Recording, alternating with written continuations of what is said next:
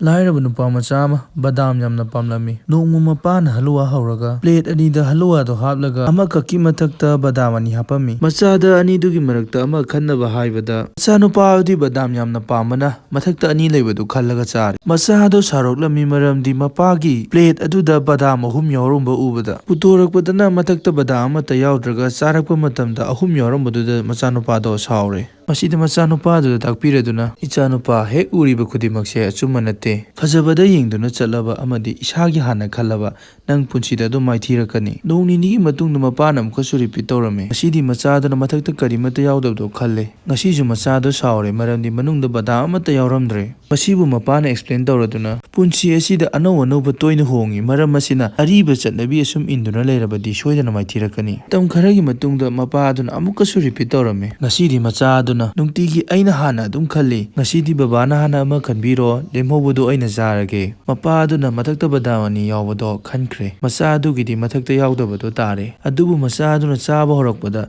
manungda badam nipan yawduna leiramle machanupado yamna harawi mapaduna machaduda ichanupa nangna karigumba mi amagi hana afaba khanba taragadi nangisu afaba lakpa hogani marupsing mitne he uriba khudimak thajagani habdudi lali punsida anawba chanabida yawnaba honasi migi fanaba khalaba aigi so afaba lai masi chumi khalabadi like tawsanbiramo